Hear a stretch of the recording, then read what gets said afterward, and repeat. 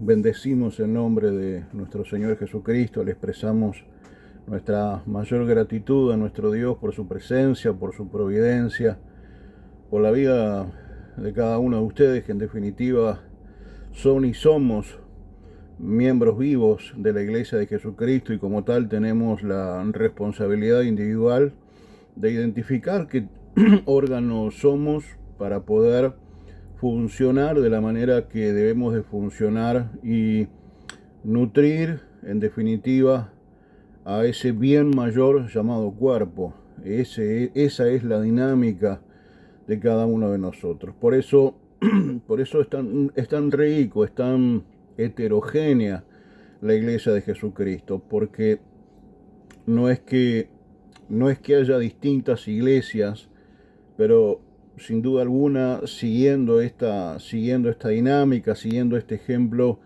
hay hombres y mujeres que se sienten más identificados y que tienen una sensibilidad mayor respecto, y que tienen una vivencia X respecto del corazón, del hígado, del páncreas, del cerebro, en fin, del ojo, de los ojos, en fin, cada miembro del cuerpo, cada órgano del cuerpo tiene una funcionalidad especial, y por lo tanto tiene una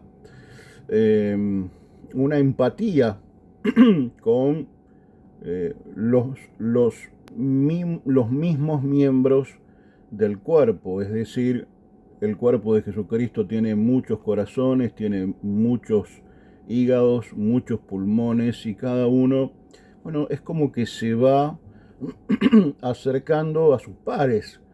Y me parece que eso es no solamente bienvenido, sino que es lo que debe de ser necesariamente. Y esto también nos enseña que, si bien hay un común denominador, entiendo, para la Iglesia de Jesucristo, eh, no, no todos, en esta suerte de paréntesis o línea de tiempo, no todos tienen las mismas vivencias. Es decir, todos pasamos por el verano, todos pasamos por la primavera, todos pasamos por el invierno, todos pasamos, pero no necesariamente todos estamos en la misma estación. Hay algunos que están, por la particularidad de su vida, de su accionar, de su protagonismo, en fin, de su madurez. Cada uno va transicionando y va recalando en una determinada estación de la vida. No todos somos iguales, eh, pero creo que eh, tanto una cosa como la otra, es decir, así como todos estamos dentro de un marco, no significa necesariamente que todos estamos en la misma estación. Pero de la misma manera, el hecho de que estemos en distintas estaciones no significa que estemos dentro de un mismo marco. Y yo quiero trabajar en ese sentido, y quiero trabajar con ese marco. Vuelvo a insistir, porque puedo entender y aceptar que algunos me digan necesariamente que no se sienten identificados, y me parece absolutamente válido, y no es que ni ellos estén equivocados, y creo muy humildemente tampoco estarlo, porque, porque por nuestra propia particularidad, el mensaje o los mensajes que el Señor nos da están dirigidos en función del órgano de mi vida, están dirigidos a un público objetivo con determinadas particularidades, y un público objetivo que está atravesando o transicionando por una determinada estación de la vida. Eh, es en definitiva parte de nuestro éxito, el poder entender quién soy yo en Cristo Jesús y cuál es el mensaje que yo debo de dar, y siempre va a haber un público objetivo. Esto no es una cuestión de marketing, es una cuestión de un razonamiento básico, de intentar interpretar cómo debe de funcionar la iglesia, y cómo la iglesia siempre tiene un protagonismo que llevar adelante. Y para eso quiero basarme en la figura de José y en un texto muy puntual, en una estación de la vida de José muy puntual, una estación que en términos generales no fue muy grata, una estación que claramente tenía sus limitaciones, sus contradicciones. Eh, para nosotros humildes mortales, sus preguntas, porque, porque a veces uno transiciona por una estación que hubiera preferido no tener que transicionar y uno no tiene a veces todas las respuestas que uno quisiera tener para poder entender por qué uno está en esa situación y fundamentalmente cómo salir de esa condición. Y yo debo reconocer que muchas veces uno transiciona por una suerte de estrechez, de una estación con mucha limitación, pero eso no deja de hacernos protagonistas. Y yo quiero hablarte en ese sentido, de que no importa la estación de la vida que te toque, si te gusta o no te gusta, si me gusta o no me gusta, yo he sido llamado a ser un protagonista. Mira, quiero compartirte unos versículos apenas del capítulo 40 del libro de Génesis y hablábamos de que nuestro personaje referencial es esta figura muy icónica, vuelvo a decir, muy querible, como lo fue José, lo sigue siendo en muy buena medida. Y vamos a compartir Génesis capítulo 40, versículo 2. Dice, y Faraón se enojó contra sus dos oficiales, contra el jefe de los coperos y contra el jefe de los panaderos, y los puso en prisión en la casa del capitán de la guardia, en la cárcel donde José estaba preso. Definitivamente, aquellos que ya conocen a cabalidad la historia, conocen el antes y conocen el después, saben de que lo más importante, lo superlativo de esto, y es en definitiva el verdadero objetivo, es el poder interpretar que no, como lo decíamos en el video anterior, no importa el escenario de la vida en donde yo me encuentre, lo importante es que en ese escenario Dios esté conmigo. ¿Por qué digo esto? Porque claramente José no estaba viviendo en términos normales una condición de plenitud. Yo no me imagino a un José gozoso, lejos de su familia, en una condición de estrechez, en una condición de limitación, porque usted me dirá, bueno, pero José había hallado gracia. Y es cierto, porque volviendo al hilo de conexión, lo importante no es, insisto, el lugar en donde yo me encuentre, sino que Dios se encuentre conmigo. Y esto es relevante y debe de ser una máxima en cualquier estación de mi vida, porque, porque es en definitiva de eso de que se trata todo, de lo que se trata todo, de que Dios esté conmigo, mejor dicho, de que yo esté en Dios. Y el hecho de decir que yo esté en Dios implica que yo esté llevando adelante en el tiempo presente lo que Dios espera de mí en ese mismo tiempo. Ese es el objetivo de la iglesia. Eso es lo que hace la iglesia una comunidad que no es espectadora, sino que es protagonista de su tiempo y de la historia. Ustedes saben de que cuando José entra en esta condición de cárcel, vuelvo a insistir, una condición que me imagino que no le fue muy grata a José.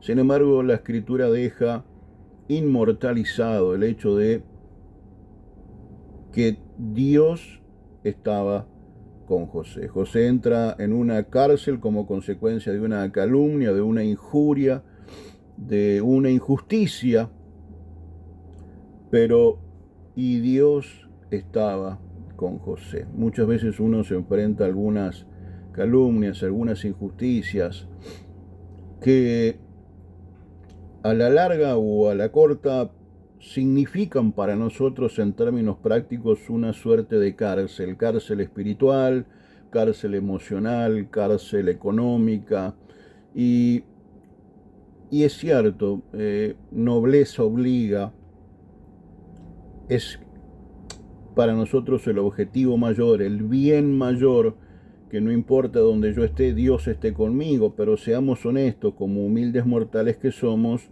ninguna condición de estrechez o de cautividad es agradable, es grata.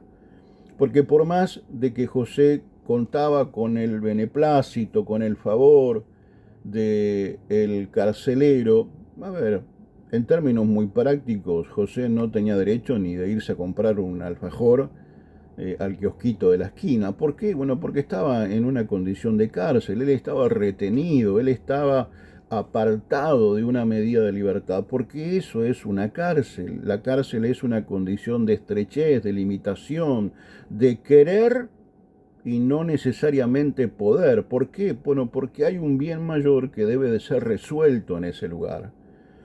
José definitivamente no la estaba pasando del todo bien. Más allá, vuelvo a insistir de que había una gracia y un favor que reposaba sobre José, pero que eso no significó que él tuviera la plena libertad de poder hacer lo que él quisiera. Pero por lo tanto, más allá de toda la gracia y más allá de todo el favor, miremos el medio vaso vacío también. José seguía siendo un presidiario. José seguía estando, tal vez no tras barrotes, pero sí tras paredes lo suficientemente gruesas como para no poder hacer todo seguramente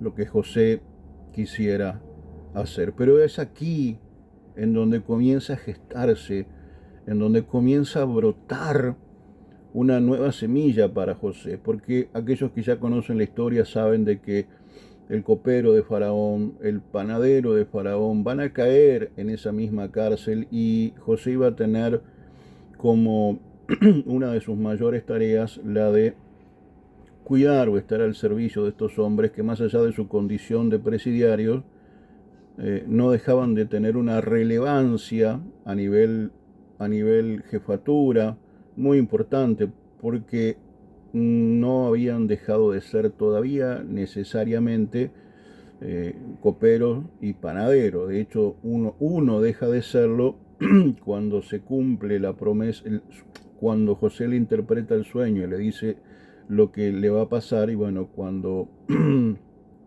le pasa en definitiva lo que José le había dicho, bueno, ahí deja de ser cabalmente copero, porque no solamente ya había sido excluido de la función, sino que ya no tenía la vida como para poder llevarla adelante.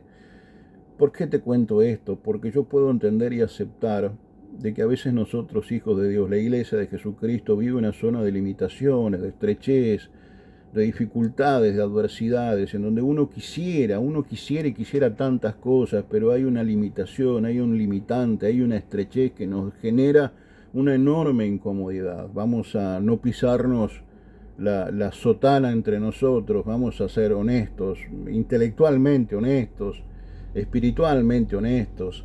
Es complejo ese tipo de situaciones. ¿Por qué? Porque cuando uno lo pasa por el tamiz de la lógica, que claramente no es lo mejor, uno tiene que concluir necesariamente de que fue una injusticia, de que no era justo que esté ahí, porque si uno mira hacia atrás, uno se da cuenta de que en realidad él no había hecho méritos para estar en ese lugar, pero era el lugar en donde tenía que estar. ¿Por qué? Porque José iba a ser llevado a una nueva estación de la vida, en donde él iba a tener que interpretar el papel protagónico que esa estación de la vida estaba esperando de él.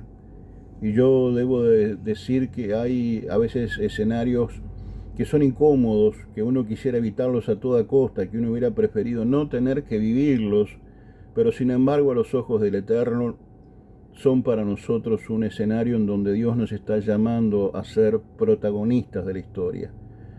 Por eso quiero animarte a no dejarte llevar por tus emociones, por tus impulsos, ni por tu lógica, porque seguramente tengas razón en muchas de ellas, pero como dice el dicho, ¿verdad? Todo bien, pero marche preso, nunca mejor dicho.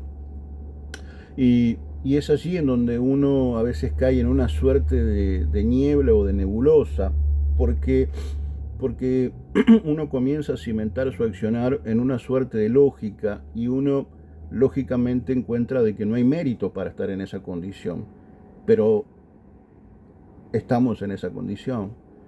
Y a veces, por no entenderlo necesariamente, uno tiende a bajar los brazos, a entrar en una zona de queja, a entrar en una zona de inconformidad plena, y se olvida de que aún en esa condición Dios está esperando que nosotros seamos protagonistas. Nunca dejamos de ser protagonistas, salvo cuando decidimos dejar de hacerlo.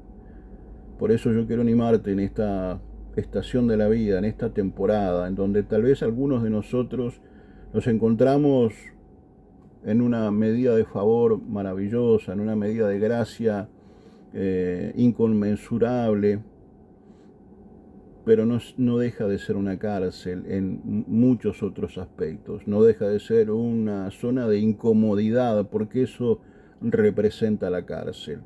Sin embargo, esa zona de incomodidad no puede, no debe dejar que nosotros no seamos el protagonista que definitivamente debemos de ser. Yo quiero animarte que puedas entender de que Dios está llevándote a un nuevo protagonismo, tal vez en una condición de estrechez un poco más intensa, pero que en definitiva no escapa a la voluntad y el designio de Dios. Y no podemos nosotros no entender de que Dios nos está llevando, vuelvo a insistir, a seguir siendo protagonistas de la historia. Yo quiero animarte a que no renuncies a tu identidad, a que no quemes tu túnica de colores, porque en definitiva dice la Escritura de que los que amamos a Dios todas las cosas nos ayudan a bien, y una nueva semilla estaba creciendo en la vida de José, en una zona de incomodidad, pero que en definitiva requería un nivel de protagonismo de parte de José para poder ser llevado a una nueva etapa. Yo quiero bendecirte y quiero darle gracias al Señor por tu vida. Y quiero animarte, culminarte a que puedas ser un hacedor de la historia y no un vano espectador. Dios te bendiga enormemente. Shalom, shalom, amada iglesia.